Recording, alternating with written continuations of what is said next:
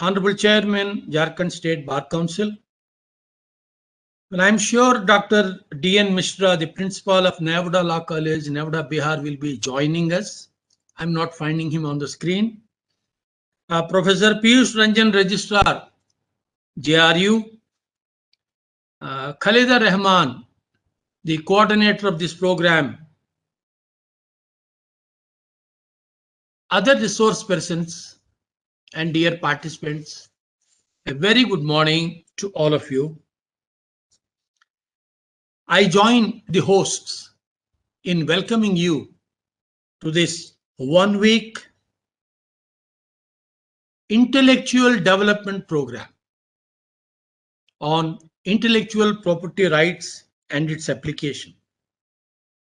I must compliment the institution's Innovation Council for coming out with this idea, and my hearty congratulations to Jharkhand Rai University for putting this innovative idea into action. It came as a surprise to me when I am asked to be the chief guest, for the very simple reason I have not studied IPR in my career spanning over 45 years. When I was a law student, IPR was never a subject. When I did LLM, IPR has not yet taken shape. But when I joined the National Law Universities, IPR has grown as a subject, and now it is one of the prized subjects and most liked subjects and preferred subject by the students. Therefore, the Bar Council of India in its wisdom said that IPR must be made a compulsory subject and not an optional subject for the LLB students. So to teach them, you will be undoubtedly requiring faculty members. And faculty members are very keen in improving their knowledge till they join as faculty. But once they become regularized, there is a danger of lethargy setting in, and there is a danger of stagnation. And to overcome these two, periodic development of the knowledge in the chosen field has to be imparted to them. In this context, the faculty development programs play a very important, in fact, I would say, crucial role. Way back in 1984, when I was recruited as a faculty member in a university, having served for 4 years in a private law college, we were compelled to go through 1 month newly recruited teachers training program. It is a program in which there are teachers from law faculty, engineering faculty, science faculty, technological background, literature, sociology, philosophy, all subjects. And resource persons used to come. They are from different fields. Therefore, if a resource person comes from physics department and speaks about the developments in the field of physics, all other members other than the teachers teaching physics or associated with physics virtually have no interest. This is how originally the training program of the teachers was conceived by UGC. But then when reports have gone back, they said there is no point in having a faculty development program involving all disciplines. Therefore, let us start faculty development programs from each discipline. Thus, law faculty development program was the second avatar of this faculty development program concept. But here the problem was all teachers are teaching law, but some teachers are teaching criminal law, some are teaching commercial law, some are teaching constitutional law and administrative law, some are teaching other subjects of law. Therefore, when the resource person comes and speaks about, let us say, the constitutional law, all teachers who are specialists in criminal law and contract law are not evincing any interest. Then again, the reports have gone that it is not serving the purpose. Therefore, they also respond automatically. So the FDP in a new subject, in a single subject like APR, is in the current line of thinking, and my sincere compliments to the university for coming out with this program.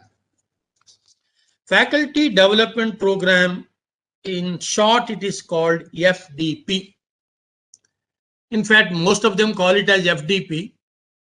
None of them calls as Faculty Development Program, because we like always something which is very short. FDP, according to me, stands for three different ideas. One is a faculty aptitude. F stands for faculty aptitude. D stands for domain knowledge. And P stands for posterity readiness. If these three objects are served in the faculty development program, we can undoubtedly say that faculty development program is a success. Well, I am asked to give my thoughts on this topic. Because I am not an IPR specialist, I refrain myself from exhibiting my ignorance. So I wish to speak about the faculty development program as such, the three concepts F, D, and P. Let me start with the first one, F. It is fostering the necessary attitude and qualities. Here, permit me to use the jargon of IPR, traditional knowledge. The traditional knowledge that is available in India is mostly not acquired, not considered, and even if it is acquired and considered, it is forgotten by the faculty members themselves, and faculty members teaching IPR are not an exception. Fostering attitude and qualities, let me refer to the traditional knowledge which India proudly can boast to the whole Western world. I refer to one Sanskrit sloka. Suchir vachesvi, vachesvi, dhrutiman, smritiman, kruti, namrata, jignasu, abhyasi, desiko navalakshanaha. Anyone that joins the teaching field should have 9 qualities. Navalakshanaha. Out of these 9 qualities, if a faculty member has at least 5 qualities, he is fit for becoming a faculty. Because as a faculty, we are supposed to serve and develop the future generation. If we ourselves do not possess these 9 qualities, we will never be able to foster the proper future generation of India. Suchihi is the first quality, that is cleanliness. Never go to the class with shabby clothes, unclean, unshaven face. Go in a dignified way, because teacher must be accepted the moment he is looked at. I am not advising the male members to go to some Javed hair cutting salon, or the female members to go to some Smita herbal beauty clinic for getting themselves ready to address the class. What I mean to say is, please present yourself in the best possible clean way. Your cleanliness adds to the value of the atmosphere in the class. Second quality, vachesvi. He should be a good communicator. A teacher that can't communicating in the class is not only cheating himself, he is also cheating the class. The teacher, if the letters in the teacher are twisted, it also becomes a cheater. And development of communication ability is the second important quality. Varchesvi. He should possess good personality. That is, He may be facing ups and downs in the class. He may be facing ups and downs with his colleagues. He may be facing ups and downs with the administration or in his family life or in public life. These should never be carried into the classroom. Classroom is an ivory tower. In that ivory tower, the outside influences should not be allowed to steep in. Dhrutiman. Sometimes, the students, because of the access they have to the soft resources, they are much forward than the faculty, and they will try to corner the faculty in the classroom. At that time, the teacher should be Dhrutiman, that is, he must be unperturbable. If he gets perturbed because a student has taken him for a ride for a few seconds or a few minutes, then let me tell you, the entire class will be tempted to not accept the teacher as a teacher. That is the end of his career as a teacher. Smritiman, he must have a good memory. Kruti, he must have a good handwriting. But nowadays, most of us operate on laptop. Therefore, writing on the board has become a distinct entity, a distinct exercise, and therefore Kruti is not that good of many faculty members, and the faculty members take pride and say, Gandhi's handwriting was not good, but Gandhi was a great man. My handwriting is also not good, therefore I am also a great man. This kind of fooling themselves only fool themselves and doesn't fool anybody. But yet there is an absolute requirement of improving the handwriting. Then Namrata, humility. Humility when success is reaped. Humility when praise is heaped on you.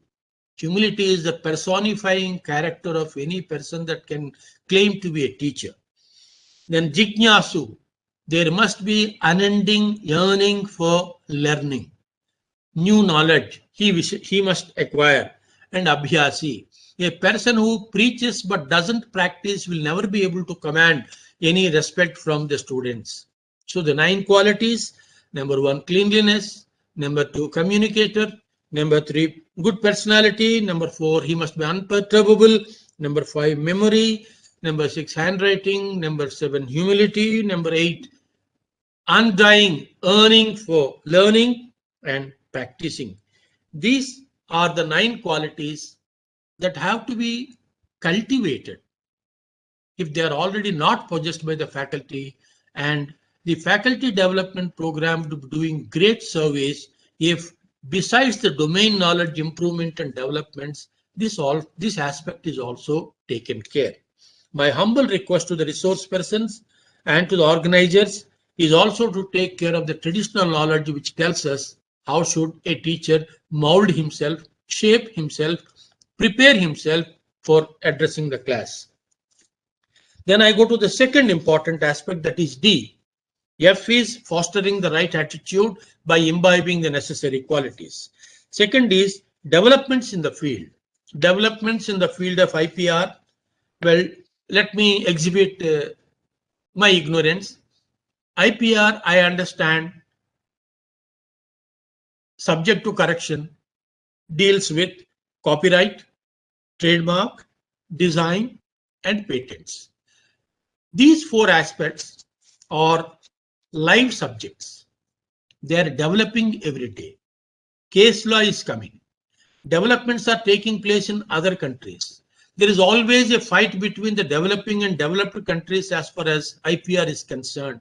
All these aspects must be undoubtedly brought to the notice of the participants. Then only a meaningful purpose will be served by this program. And I'll be requesting the resource persons on behalf of the organizers to kindly take to their notice the legislative developments, the judicial interventions, and the divide between the developing and developed countries, and how India's interest can be fostered and developed. This is the second aspect of the developments in the field. And the third one is prepare for pandemic teaching. FDP, P according to me stands for preparation for teaching during this pandemic period. Most of the faculty members have lost interface activity. Sometimes they see some faces on the laptop. Most of the time they see some kids, some images, and we don't know whether the student is there or not. We assume that the student is there, and we talk to the screen on the laptop, and we assume that the students are following. Now, psychological and technological preparedness for imparting the knowledge is an absolute requirement of the current times. Therefore, the geographical indicators, especially the Indian geographical indicators, point out the digital divide and how to address these students who are not equally equipped as far as access to internet is concerned when we are trying to communicate using the softer means, because offline teaching is still a distinct possibility. So my humble request is prepare the qualities and the right attitude of the faculty members. Teach them, bring to their notice not only the theoretical developments in the arena of IPR, but also its practical applications. We are not deficient in theoretical knowledge, but India's record as far as registering the patents are concerned is very, very negligible compared to what's happening elsewhere. You are more knowledgeable than me. And I request the organizers to kindly spare some time to impart the psychological development that must take place, or the preparedness that must be inculcated in the faculty, and the techno preparedness for the purpose of imparting knowledge to the students and making the students IPR savvy. For that, techno savvy on the part of the faculty is absolutely necessary. The infrastructural support will be undoubtedly provided by the university, but then internal support has to be provided by the faculty themselves, and it will be in the best interest of Jharkhand Rai University to support the faculty members in this direction. It will not only help the university, but it will also help all other faculty members teaching IPR in doing their job better for the benefit of everybody.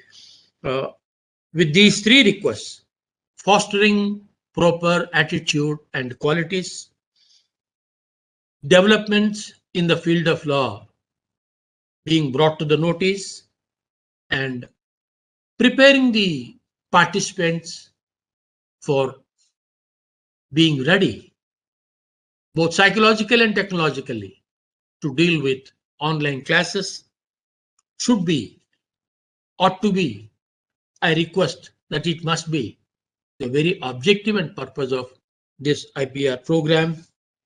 Well, I'm sure 1 week is definitely not a very sufficient time, but for a beginning, I'm sure in 1 week, several things can be done. And I once again compliment the institution's Innovation Council for this wonderful idea, and the Vice Chancellor and her team of Jharkhand Rai University for putting this theme into action. And I'm sure this 1 week interaction between the resource persons and the faculty members will make the resource persons question their adequacy of knowledge, and will make the participants much more legally aware of the developments in the chosen field of their teaching. I wish everyone all the best, and I thank everyone for a patient hearing, and to Jharkhand Rai University for opportunity given to me in associating myself with this program. Thank you very much.